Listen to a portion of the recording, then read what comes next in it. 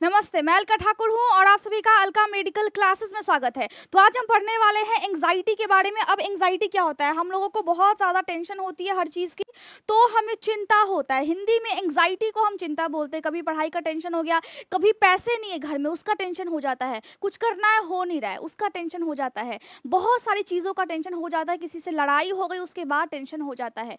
तो स्ट्रेस जब होता है तभी आपको एंग्जाइटी होती है। अब यहाँ पे दो चीज़ आ गया, एक तो ये कि स्ट्रेस क्या होता है, नॉर्मली देखें तो स्ट्रेस और एंग्जाइटी में आप फ़र्क को महसूस नहीं कर पाते। स्ट्रेस का मतलब होता है कि आप कहीं पे हो, 10 आदमी के बीच में आप हो और उस टाइम में आपको कोई काम दिया गया, तो आपको उस टाइम में अचानक से स्ट्रेस दिया गया किसी काम के द्वारा, और उस टाइम आप जब पैनिक करने लगते हो, आपको पसीना आता है या फिर आपके हाथ और पैर कांपने लगते हैं। 10 आदमी के सामने आपको कोई अगर बोलने के लिए बोल दे तो आपके पैर कांपने लगेंगे, पसीना आएगा, हाथ पैर ठंडे हो जाएंगे। तो जब पसीना आता है, हाथ पैर ठंडे होते, तो उसी को हम बोलते हैं एंग्जाइटी। लेकिन स्ट्रेस क्या हुआ? एक्सटर्नल स्टिमुलेशन, यानी कि बाहर से आपको स्ट्रेस दिया गया, रिस्पॉन्सिबिलिटी दी गई, वो स्ट्रेस हुआ, लेकिन जो आप फील करते हैं उसी को हम बोलते हैं एंग्जाइटी। अब एंग्जाइटी बहुत तरह की होती है। नॉर्मली लोग डेली लाइफ को नहीं कर पाते हैं। नॉर्मली लोग अगर कहीं पे बोलना हो वो नहीं बोल पाते, उसको हम क्या बोलते हैं? उसको हम बोलते हैं जनरलाइज्ड एंग्जाइटी।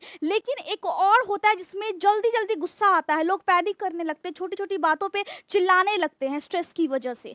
जब उस टाइम में वैसा वाला अटैक आता है तो हम उसको बोलते हैं पैनिक अटैक या फिर पैनिक एंग्जाइटी डिसऑर्डर, जिसमें आप कोई भी बात पे अचानक से पैनिक करने लगते हैं। एक होता है आपको डर लगता है 10 लोगों के सामने अगर कुछ बोलना हो या फिर कहीं पे कोई स्पीच देनी हो, कहीं पे कोई प्रेजेंटेशन देना हो, तो वहां पे आपके हाथ और पैर कांपने लगते हैं। उसको हम बोलते हैं सोशल फोबिया या फिर सोशल एंग्जाइटी डिसऑर्डर, आप उसको बोल सकते हैं। जहां पे भीड़ भाड़ में आपको अच्छा महसूस नहीं होता है। कहीं पे आप जा रहे हो, भीड़ में आपको अच्छा नहीं लगता है जाना, कहीं पे आप मूवी देखने गए, वहां पे बहुत सारे लोग होते हैं, वहां पे आप कंफर्टेबल महसूस नहीं करते हो। इसको हम क्या बोलते हैं? इसको हम बोलते हैं सोशल एंग्जाइटी डिसऑर्डर। और एक और होता है, जैसे कि आपको पानी से डर है, जैसे कि आपको अंधेरे से डर है, जब बारिश होती है और बिजली जब कड़कती है तो आपको उस चीज़ से डर लगता है, बहुत ही ज़्यादा डर लगता है। उसको हम क्या बोलेंगे?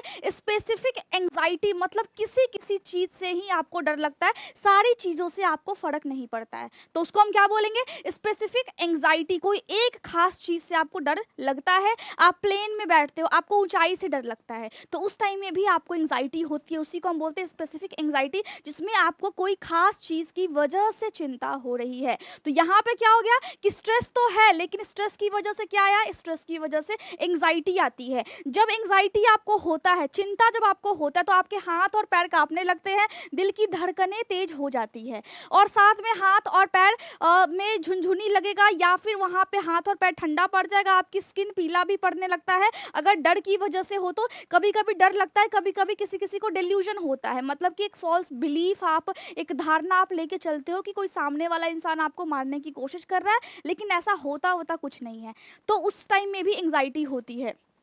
सर में दर्द रहता है, थकावट बहुत ज़्यादा रहेगा। अगर किसी को एंग्जाइटी है तो उसको कॉन्स्टिपेशन की समस्या भी हो जाती है, मूड्स आपके हमेशा स्विंग करते रहेंगे। तो ये बहुत ही नॉर्मल सी चीज़ है कि एंग्जाइटी हो रही है। लेकिन अगर ये सीवियर हो जाए तो फिर दिक्कत वाली बात होती है, आप टाइम टू टाइम पैनिक करने लगते हो, फिर आपके जो भी काम होते हैं डेली के, फिर वो डिस्टर्ब होने लगते हैं। तो इसीलिए हमेशा से ये कहा गया कि चाहे वो डॉक्टर हो या फिर नर्स हो, अगर आपके पास कोई पेशेंट आता है और वो पैनिक कर रहा है, तो आपका काम क्या है? उसको एजुकेट करना, उसको शांत करना, उसके परिवार को समझाना कि जो भी समस्या है वो ठीक हो जाएगा। एंग्जाइटी और स्ट्रेस ज़्यादा नहीं होने पे ठीक ठाक रहता है इंसान, लेकिन अगर ज़्यादा हो जाता है तो वो चीज़ उस इंसान पे फिर हावी होने लगता है, जिसकी वजह से फिर दिक्कत हो जाती है। ये एक साइकोलॉजिकल प्रॉब्लम है, लेकिन हमें इस पे बात करना चाहिए। हमें अच्छे तरीके से समझना चाहिए कि किस तरीके से आप अपने डेली के लाइफ को आसान बना सकते हैं। एंग्जाइटी और स्ट्रेस आपको आते ही रहेंगे, आपका काम है काम करते रहना। अगर एंग्जाइटी बहुत ज़्यादा हो जाती है तो उस टाइम में अटैक भी आते हैं, जैसा कि मैंने आपको बताया कि पैनिक अटैक होता है, ठीक है। अब अटैक की वजह से कभी-कभी ये होता है कि किसी को हार्ट अटैक भी आ सकता है। अचानक से किसी को सदमा लग गया, कोई बुरी खबर आपने सुन ली और आपको स्ट्रेस हुआ, स्ट्रेस की वजह से एंग्जायटी हुई और जब एंग्जायटी होता है तो आपको हार्ट अटैक आ सकता है। इसीलिए आप हार्ट अटैक आपको ना आए, इसीलिए बहुत सारी चीज़ों का ख़्याल रखना पड़ता है। आप अपने हार्ट के हेल्थ को मेंटेन किया कीजिए। मैंने ऑलरेडी आपको बताया कि हार्ट अटैक क्या होता है, क्यों हो जाता है, इसको हम कैसे रोक सकते हैं, क्या-क्या चीज़ें हम कर सकते हैं, अगर आ चुका है तो आप कैसे जाएँगे हॉस्पिटल में, तब क्या-क्या चीज़ें होंगी, सारी चीज़ों को मैंने बताया है। आपको कोई भी डाउट होता है आप कमेंट्स कर सकते हैं मेंबरशिप लेकर के, आप कहीं पे भी पूछ सकते हैं, टेलीग्राम पे आप ग्रुप में जुड़ करके आप पूछ सकते हैं।